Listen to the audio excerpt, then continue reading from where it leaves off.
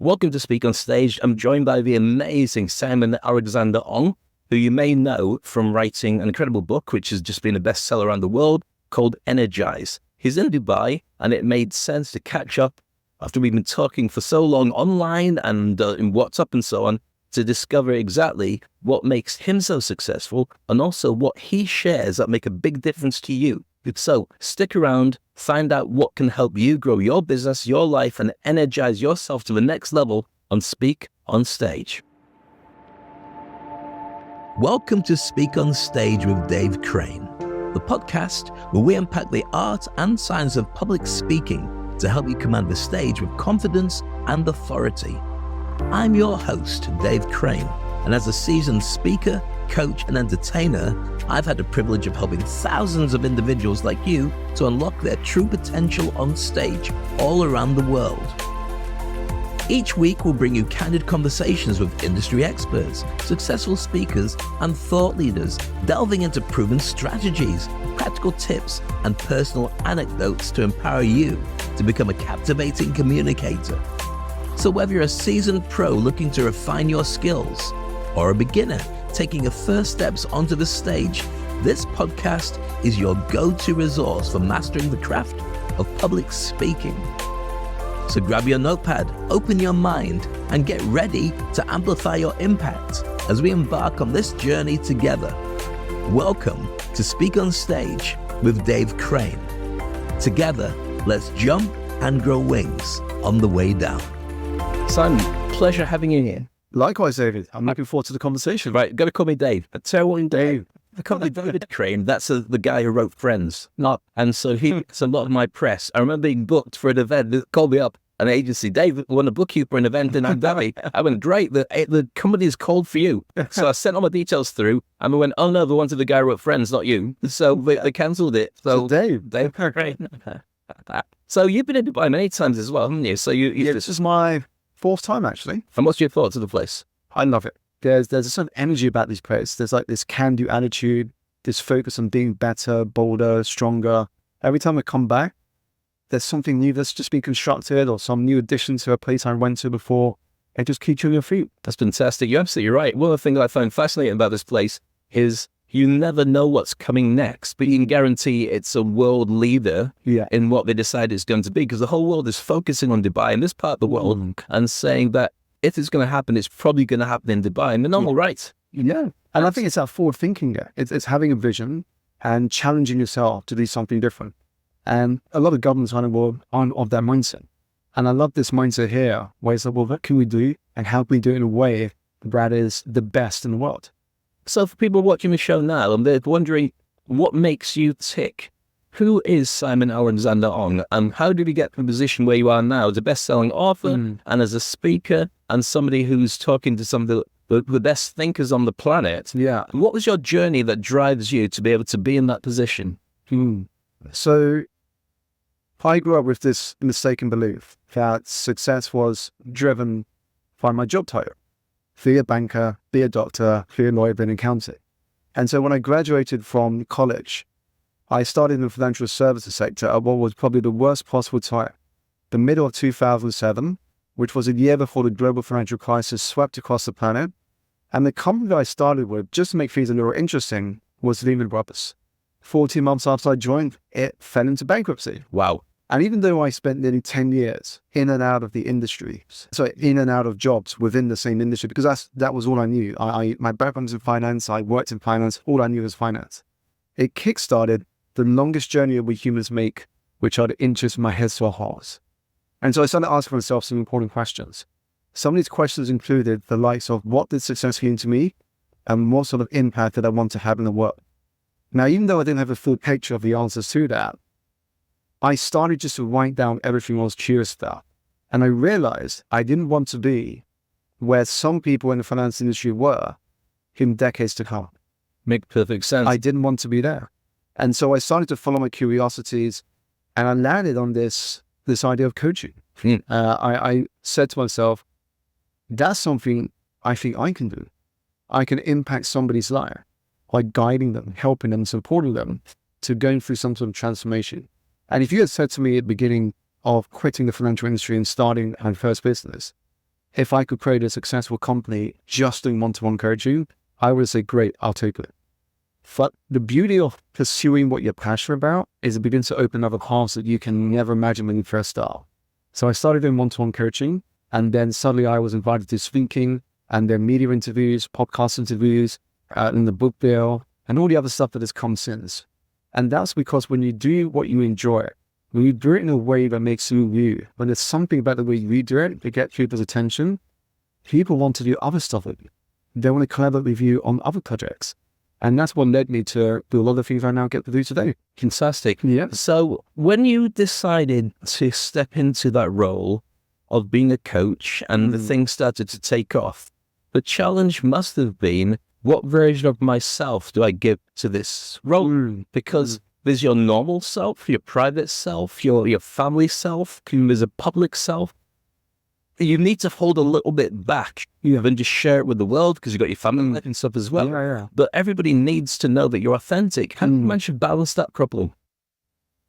You don't know when to start because a lot of this stuff you learn on the job. So when I started, it was just purely, how do I add value to someone's life?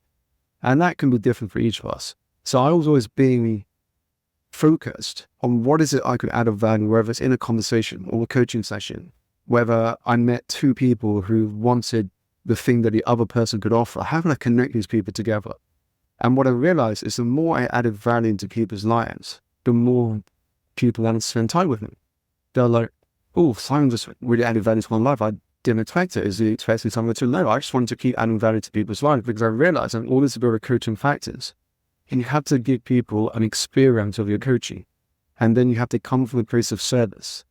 Now, as I fall into the speaking side, that's when I'm going to be more vulnerable because now I'm producing content, which is very different to coaching because coaching is quite fun. It's one-on-one, nobody else gets to see what's going on in the session. Exactly. But once you move into the public arena, which is speaking, content creation, everything else that comes with putting yourself out there. For me, it was more about the vulnerability. I wanted to tell people that it's not all roses all the time and that there was a reality to this journey. And so I wanted to go in with humility. To tell people that I'm just like you. You know, I was in a job, I was pursuing something that didn't make me fulfilled. We can do this as well. But you just have to be intentional. You have to adopt habits that you may not have had before. And then you have to ask yourself what you want out of life. You can take some step. And I always tell people that you are going to fail. There's no point sugarcoating. You will fail. You will have setbacks. You will question why you're doing it. And you will feel like you're going to give up. Now, once you are clear on that, the question then becomes, how am I going to prepare myself to deal with that? So because I was so focused on just talking about the truths that I experienced and my journey in a very vulnerable but open way, I found very quickly people resonated with that. It wasn't like, you can do it, just go out, do it, and you'll be successful. It doesn't give you any real information. I mean, it's hard to relate to that. Easy to say that when you're at the other side, but what are some real things I can do now? And so I really want to speak to that because I think it's that transition between one thing you've done for so long to something you've never done before. How does that work in practice? And on the outside, it looks quite easy. Oh, this person quit the job, starting a business is doing well. But what people don't see is what goes on behind the scenes. Exactly. It's in here. It's the constant question of ourselves. It's, do I actually know I'm going to meet it? Do I know I'm going to get paid then? This stuff nobody sees. And so do you still feel that? I still do, yes. Because we're human, which means we all have fears and we all have challenges. Now, agreed, the fears and challenges will be different. You move to a different level, there'll be different fears and challenges. So to give an example, when I first started, my challenge was, how am I going to get paid? How do I get my clients? How do I build awareness about what I do? Now, as I've kind of grown beyond that, the new challenges become, how do I hire the right talent? How do I work with the right partners? The challenge is still, but just a different level. So you're always going to have them. They just evolve with you. How did you find your audience? Because one of the biggest challenges when you start as a speaker or as an author is you want people to find you, but often you have to know that it's going to resonate with a certain type of person. So who is your avatar, or what avatars do you normally relate to? And did that happen automatically, or did you have to work extra hard to make that a reality? And you just have to put yourself out. When you first start, you only know who your audience is by testing different audiences. Because you might have a thesis. I think my message resonates with this audience. But what if it doesn't? In doing it, you try it. So at the beginning, and I can't remember who said it, but somebody summed up the journey really well. They said at the beginning of every entrepreneurial journey, you have to say yes to nearly everything. And then once you've built yourself up, you have to say no to nearly everything. And the reason is because at the beginning, you don't know your right audience yet. You can't, because you're a novice, you just started. So you say yes to everything as much as you can, so you can test. And then you learn from the feedback. Did it resonate? It didn't resonate, why? What could have done different? Try a different audience. Is it resonating? Why not? And then you yourself also start to learn, who do I enjoy working? Who are the clients I enjoy working with? Who are the groups I enjoy working with? And then as you know, you refine. And then you can start to work more on the niche that you want to operate in. There's a tsunami that's hitting the world right now called AI. Yeah. And Elon Musk said that in the future, unless you want to work, you don't do, because it's going to wipe out almost every job. Now, that's easy to say for Elon Musk when you never have to work again. Yeah. For everybody else, we have to bring in a living. But if everything's going to disappear, that makes it really challenging. When AI hits everybody, they're going to have to reinvent themselves, step up, use AI, and so on. But there's a lot of resistance to that. When you position yourself, you bring AI in. Have you had AI thoughts and worries from people? Or are we too busy worrying about its normal day-to-day life before they worry about what AI is going to do? Sure, I've actually been embracing a lot of AI. So I did a talk here in Dubai yesterday. And what I did is I showed to the audience how constraints breed creativity. So one of my constraints, for example, if I only speak English, I don't speak any other language. You're British. Standard, right? So I only speak English. Now that's my constraint. Now I can either accept it or I can embrace for the creativity with things different. So what I looked at is not my lack of resources, but how could I be resourceful? And so I used AI to take my content and translate it into over 12 languages. And the one that I showed the audience in this talk I did yesterday was me speaking something with subtitles in fluent Hindi. And the audience were gasped because if they understood Hindi, they said, Sweden. One person said to me, Ian, you speak more fluent Hindi than my dad. And the AI lip synced to my lips through the pronunciation of all the Hindi words. And so I've embraced AI as a way to be better and reach new audiences. Now, this happens throughout history. You're always going to go through cycles. So if you think about when the internet first came out, when social media first came out, there are always going to be this moments in history where something that we cannot comprehend gets unleashed into the world. And you either embrace it or you fear it. And there are valid reasons for both sides. But for me, if it's going to happen anyway, why fight it? See it as a teammate. See it as someone you can collaborate with. See that AI is one of your team. So I did a lot of video editing as well. Now, if I didn't use AI, I would probably have to have 3 or 4 people doing the editing. One person would have to go through my content, clean it out, cut the pauses, put the B-roll in, divide it all up. Now that could take hours or someone sitting there to do. But with AI, there are tools where I just put it onto my editor and it'll cut all the pauses out straight away. And it'll do all the filler in terms of the content, the B-roll, and divide into chapters and create beginning and end. And it can do that within 10 minutes. Now, that saves me so much more time to focus on higher level creative thinking. So what we want to look at is, yes, there are going to be some people to fear it. You know, that a lot of readers are called training class, or we can begin to embrace and leverage the resources it can give us to do a lot more things. And I think what's interesting is AI is going to divide the world into 2 camps. You're going to have hyper creators because we're leveraging AI to create at a pace like never before. Because if suddenly AI does a lot more work for you in terms of the content, editing and production, it makes it easier for you to churn out more content. But on the other side, you deal with hyper consumers. Because there's so much content being put out there, people who aren't creating are just going to be stuck consuming content on their phone for all hours of the day.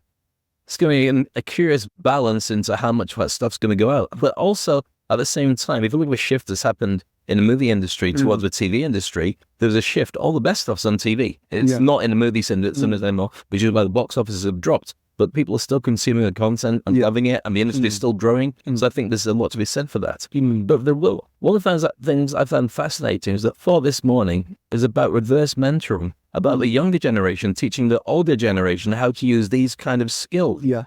And that's something that hasn't really grown into an industry yet. Yeah. But as more and more 50-year-olds start finding themselves unemployed and unemployable because of the nature of bringing somebody into the organization when you know they're going to be more expensive with insurance and they might not stay as long and they're not going to embed themselves in the company, there's a lot to be said for that younger generation to be able to teach you skills to people. Do you think that they're ready to do it? Or do you think that they need a little bit more encouragement? The reason I say that is because you and I are of a slightly older age. And so with the family, we know we have to go to work. Yeah. When I was younger, I couldn't care less about any of that stuff. And so the idea of having a sensible job and doing stuff kind of like was of no interest to me. But I think that the world needs to have that kind of blending of people stepping into new roles. What are your thoughts on?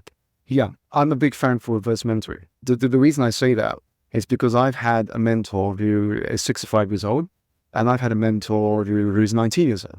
Now, what I learned from him is going to be very different. The 65-year-old mentor could teach me how to take my speaking more internationally, because his experience is very international. He's spoken in very different countries. He can also tell me how to do work with corporates, because that's his experience. The 19-year-old can't tell me that information, but the 19-year-old can tell me how to go about content creation, how to understand the platforms, how to have strategies to get my content out to more people. So when you have a variety of mentors, regardless of age, that difference in perspectives and experience can really help you in terms of your business development, but also into your career progression. Just a quick one. If you love what I do and want to work with me, go to the VIP mentoring site and get yourself registered. Whatever it is you want to do, this is a QR code, or go to www.speakonstage.com/summervip/ all the details are there. I'm waiting for you. One-to-one exclusive sessions to build your signature product. What is it? Find out. Take a look. Work with you soon. That's it. Back to the podcast.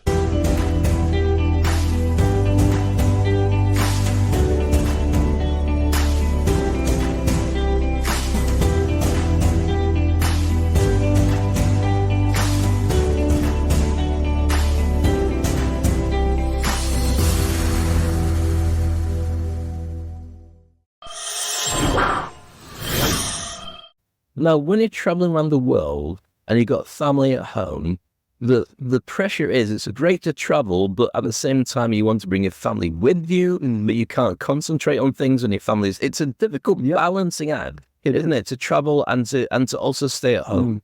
How do you get your head through that? If I'm traveling for a week or less, I go by myself. If it's a week or more, they come with me. That's how I go about it. So here in Dubai, I'm here for just under a week. So it's just me. And because it's just me, I've done a talk, but I've also focused on booking meetings with people like yourself, podcast hosts, and just a couple of friends I have here, so I can maximize the time I have in the city. Now, when I go to Singapore in a couple of months, my family coming with me because we're going for 2 weeks. So I'm not just in Singapore, we're going to Singapore, I do my talk in Singapore, and then we go to Bali for Hamilton.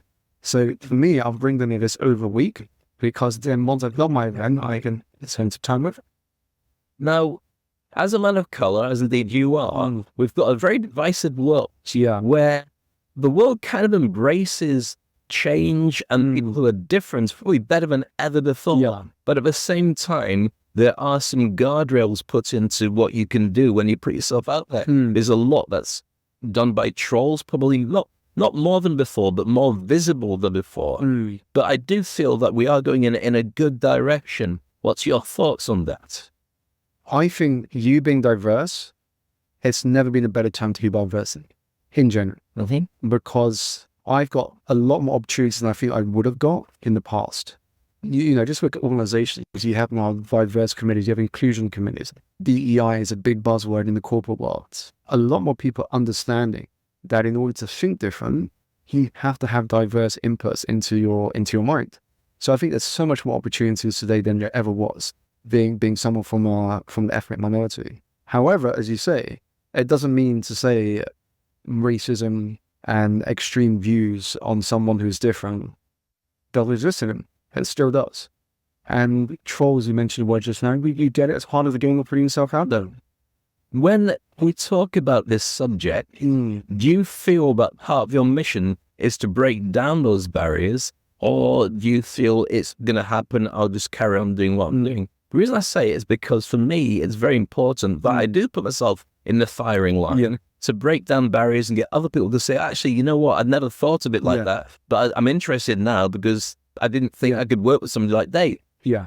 So I think for me, it's important, but for me, it's partly because I've got a family, I'm older, Yeah. I don't care what people think of me. Yeah, I think it's about being an example, because I'll tell you what happened recently. So when I put the book together, my sole focus was to bring value to readers, share my experience, share my insights, share the lessons I've learned, and help enrich their lives.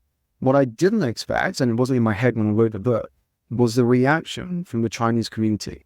When I put it out there, I had so many messages in the DMs and my emails saying, Simon, it's so refreshing to see someone from a Chinese origin have a book in the self-help section of a Waterstone's bookshop.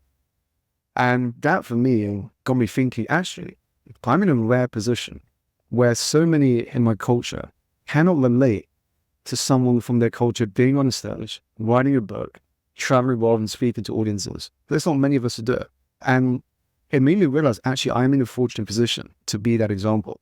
Because when I grew up as a young Chinese kid, the stereotype was the only people we could look up to from our culture were martial artists. You know, it was people who did kung fu and karate and so on. That was the stereotype. But in today's world, what's amazing is you have Chinese people acting, directing, speaking, writing. That diversity, I think, is important because it shows the next generation that you don't have to follow one path. You can try something different and you can succeed. But what about you individually with this? And the reason I ask the question is because I went to visit my family in the West Indies, where my mum's from, and I expected everyone to embrace me and say, you're one of us. And I realized that I wasn't one of them. And I realized that I wasn't as proud as I am to be Brit, and I watch England, and I watch them tonight, and so on. I love cheering when we win or lose, whatever. But I found I had to get used to just being my own person, whatever that means. And people embrace the fact that you are very much your own person. You have to.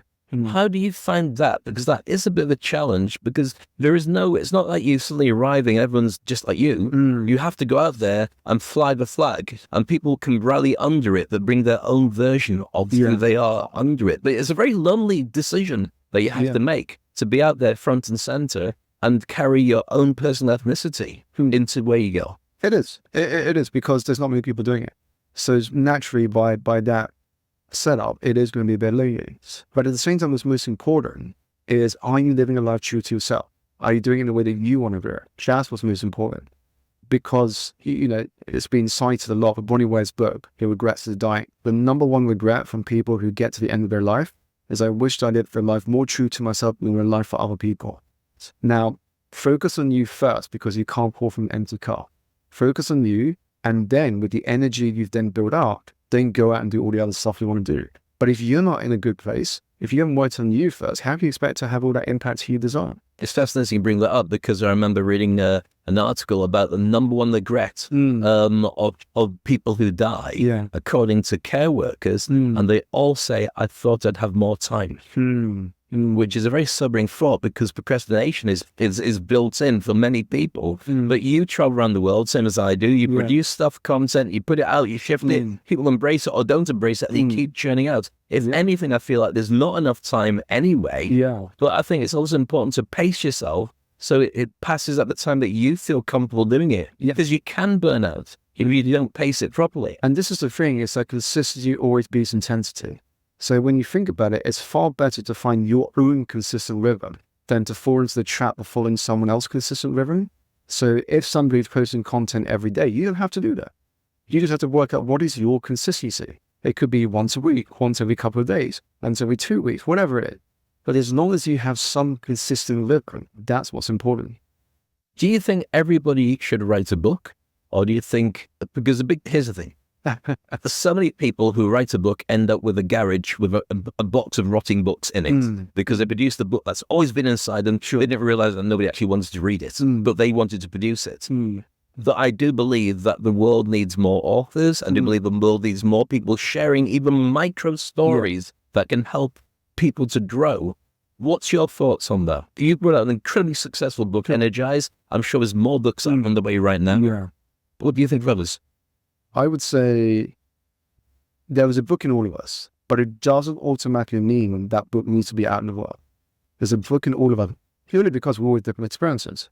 We've all different experiences and lessons that we've learned throughout our lifetimes. However, the only reason the book should then come out is if you are willing to market it. Because the trap we fall into is everybody would love to have it. It's an achievement few people get to do. But that's only one part of the game. One part of the game is having a good book. And when you think about book proposals, so much attention is focused on why this book is relevant, why now, and why people can read it. That's all about the book itself. But we don't give enough attention to the business development side of it. How are we going to market it? What's the PR plan? What communities are you going to tap into? Who can you get endorsements from? It's like, you got to think of the book as a product. Now, if you're going to sell a product in a business, you're not going to put it out to market with no marketing behind there. So you really got to think of the business side of a book. And a lot of people, I believe, don't think about that side. They just focus on getting the book out, having written the book, and just pat themselves on the back and go. So, but if you want to really impact people and transform people's lives, you want to get it out to as many people as possible.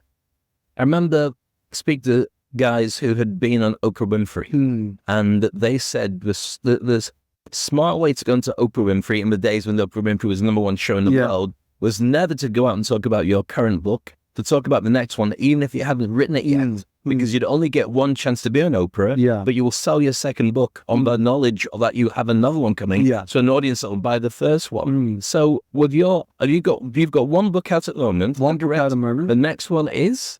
In brainstorming at the moment. As you're brainstorming, what's the process then? Because you want it to be something that relates to your existing audience. You don't want it to be a rehash of the same thing. Exactly. But you want it to be something that elevates your own journey and brings people who want more into it. But that's not so easy. It's like a fish looking for water, saying, where's this water everyone's talking about? Sometimes you'd be so close to your own challenges, it's hard to get what the secret sauce is that people are going to really want from your next book. No, absolutely. And it's just about trusting that what you have to share is going to have an impact. Because like I said, you never know ahead of time if people are going to receive it well. It's like a piece of content.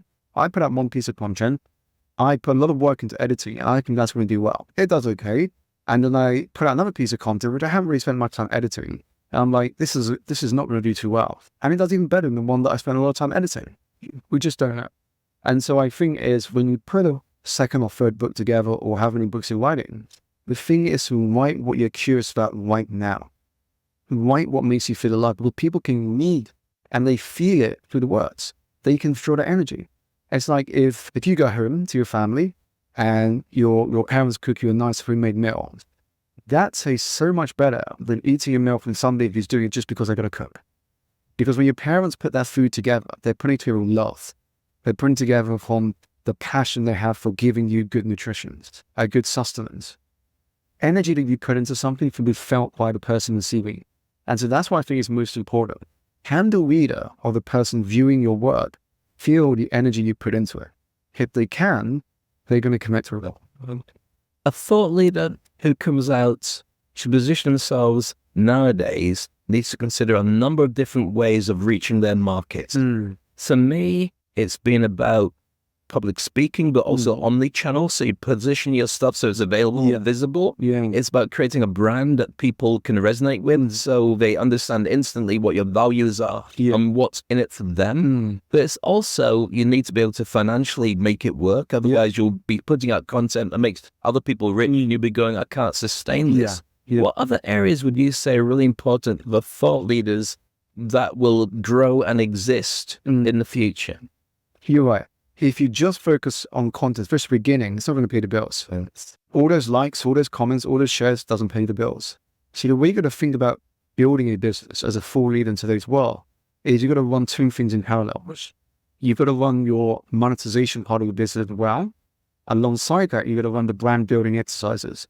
The brand building exercises in the short term will not pay. This is just purely to put awareness fact we work. The monetizing side is what does pay right now. But the thing is as you grow both, eventually the brand building side will help accelerate the monetization. For you an example, if I look at my journey, my monetizing right at the beginning was the one-to-one coaching. Now, I didn't earn a huge amount at the beginning, but it was enough to keep me going. So I would just do the one-to-one coaching, begin, get another client. But on the other side, running parallel, I was brand growth. I was putting out content on channels like Instagram, on Facebook and LinkedIn. So people became more aware of my work. So I began to speak for free. That's brand building because I'm not getting paid yet. And again, that brought people into my ecosystem. Now, as the brand building stuff got bigger and more people knew about my work, well, then I can transfer more on the monetization side. And eventually, if both grow, they feed into each other.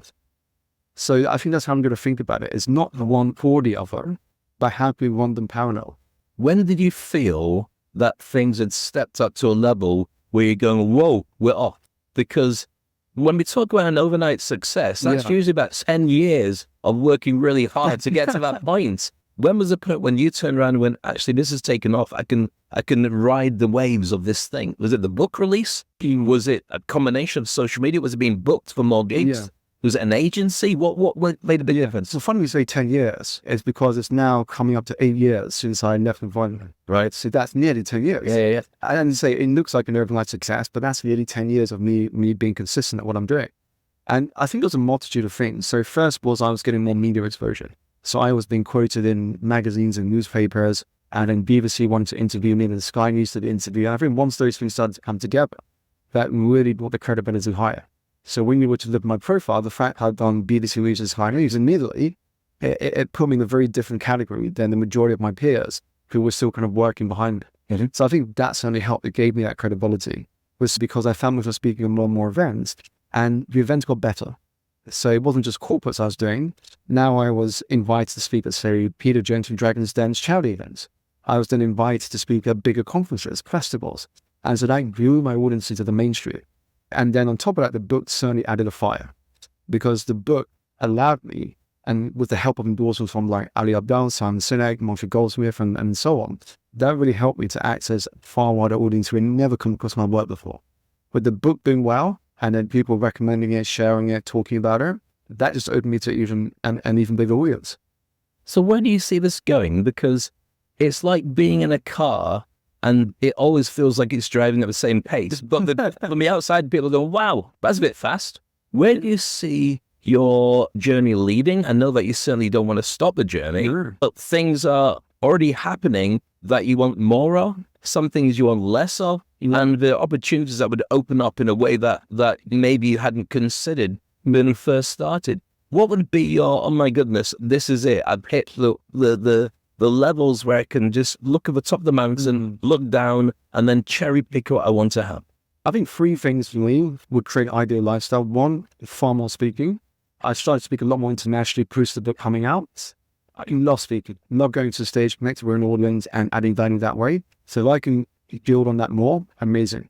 Second is YouTube. YouTube's something I've just started this year with much greater intention. So with that growing, that adds a great passive income stream with the ad revenue, with sponsorship and so on. And the third, it's a bit more of a medium-term thing, is TV and film. Because we're taking my work and distributing it through TV and media platforms. And when you're looking at that, we've got an incredible world now where in the old days, younger people certainly weren't that interested. It wasn't a soap opera or a movie or something. But people now live and breathe great ways of thinking, personal development, anything that gives them an advantage over where they were the day before. Yeah. So it's a great time to be influencing people, not just saying, look at me, I'm great, this is what I have for my dinner, but getting people to get from A to B faster and saving them time, making them more money, and giving them a happier life. With that, we've now got a currency, which is well-being. Now, we didn't have that before the pandemic. We just didn't, people didn't consider it. People wanted to feel better. They went shopping, they bought shoes and got drunk and stuff like that.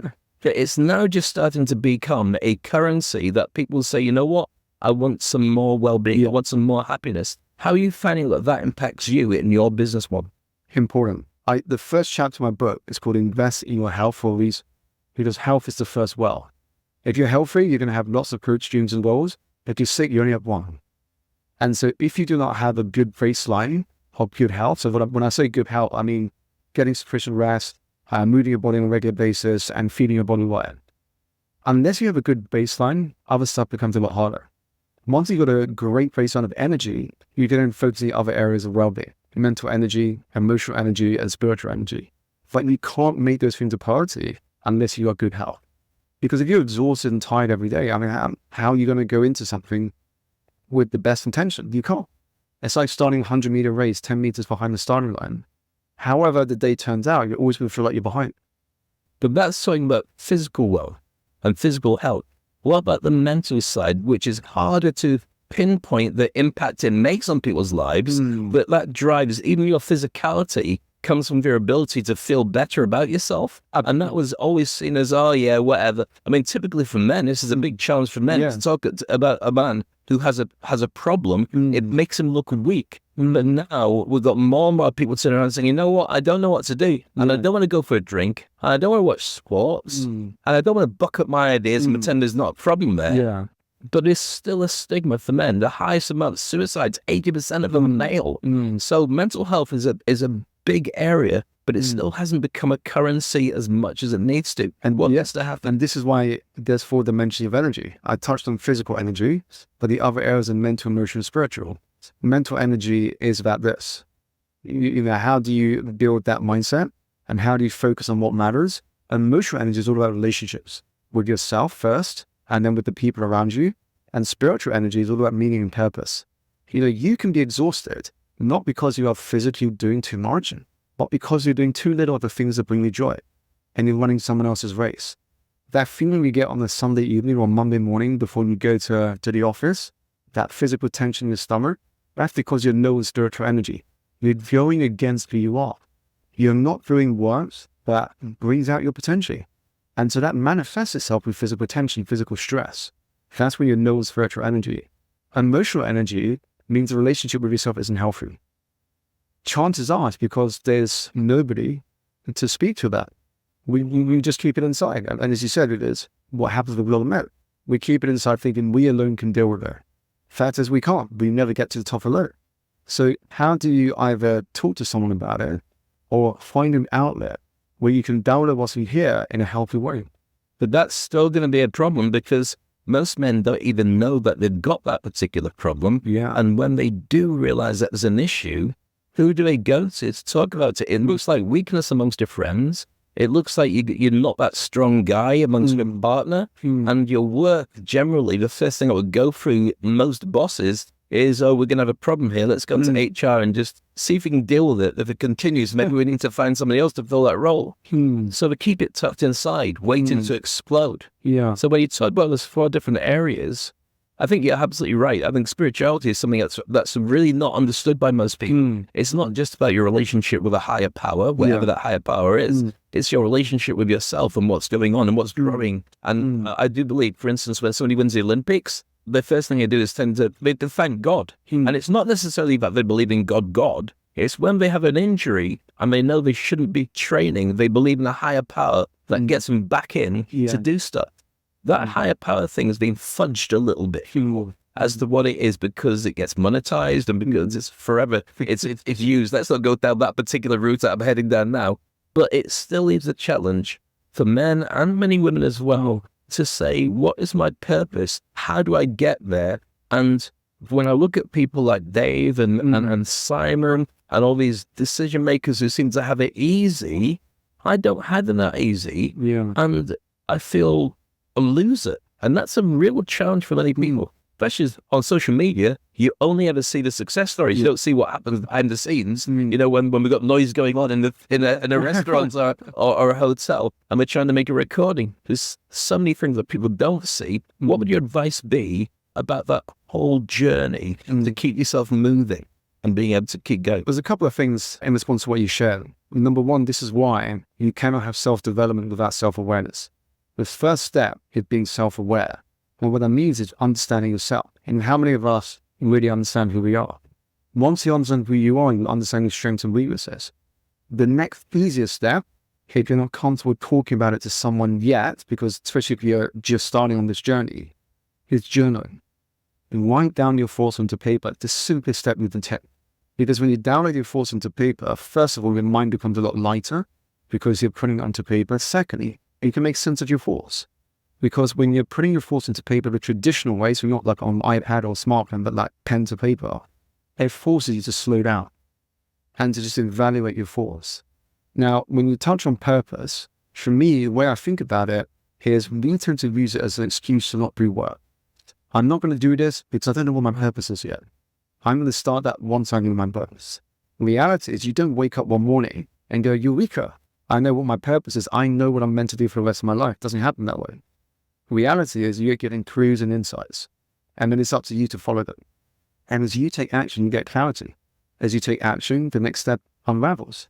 And then as you explore those curiosities and you follow the signs the universe sends your way, eventually you find what you were meant to do. I didn't land on coaching straight away on my first go. I tried different things that never worked out. And then eventually I got into coaching. But if I didn't do those things that failed along the way, I probably wouldn't have got to coaching. Sorry to interrupt your podcast, just a quick one. If you've watched what I've done for the last couple of years and thought to yourself, I wonder what Dave could do for me, now's your chance to find out. Whether it's growing your personal brand, speaking on stages around the world and getting paid while traveling for free, or maybe you want a podcast, or maybe you want to write a book, or creating followers and fans, or having retreats or an online course, or maybe starting your side hustle. Whatever it is, we can create something that's perfect for you, your own signature product. So what do? Well, very simply, all you need to do is register at this QR code or go to www.speakonstage.com/summervip/ and then register. Once confirmed, you get sent details of how we can book to work together. 2 sessions with a load of incredible content to raise your game. You will also be able to be incredible on LinkedIn, get over imposter syndrome, create messaging that your clients will love and buy into. You'll be able to create your personal brand and also become a guest on other people's podcasts and more. What more could you possibly want? Just me and you working together, having a ton of fun and getting you to where you need to be. The world is changing more rapidly than ever before, and I want you to be positioned as the best that you can be. So all you have to do is go to this, register, and then let's help you jump and grow wings on the way down. That's it. Back to the podcast. There's a fascinating thing that people talk about how to run a marathon. You don't have to run 26 miles. You put one foot in front of the other and repeat. And eventually you'll get there at whatever speed you're going to go. I think that's the key, isn't it? It's about starting the journey, being aware of where you're going. And I think it's really about enjoying the trip, enjoying the adventure. If you get there straight away, for instance, the most fascinating story would be how somebody went from zero to being a millionaire, and rather than being a millionaire to a billionaire. Who cares? That's not what everyone else is going to do. But how did you make those decisions? How did you last during the quiet and challenging times? I think that's the adventure we should all be looking for in our lives, and wherever it takes us. And so one day it says stop, and people say, right, that's it. How much did you enjoy? You should enjoy it every single day. Yeah, and that's the thing. If the journey is fun, it's going to be not only more enjoyable, but you're going to be more productive. If you can ask yourself, what would this process look like if it were more fun? What would it look like if it was more exciting? And if you can design it in a way that fits those boxes, you're going to move far quicker than anyone else in the same position as you. But too many are focused on the end. The irony is there is no end. Because if you're focused on improvement, you're always a work in progress. Even when you get to your old age, you're still a work in progress because there's another day to come, which means there's more to learn. But if you think there's an end and you put all of your emotional well-being to that destination, what does that mean you are right now? Anxious, depressed, living a life with a scenario that may or may not happen, and then you're never living the present. And you end up living this tragic scenario of loving that you're never going to die and then die having never really lived. So yes, have an idea of what you want, but then focus on the present. Say to yourself, what one thing can I do today that will have the biggest impact on all areas of my life? Do that one thing today, and tomorrow ask yourself the same question. What one thing today will have the biggest impact? And in a year from now, that is 365 steps forward. I mean, just imagine what you could do. Now, I'm not saying it's going to compound in a straight line, but the thing is, at least you're going to have more experience and greater clarity.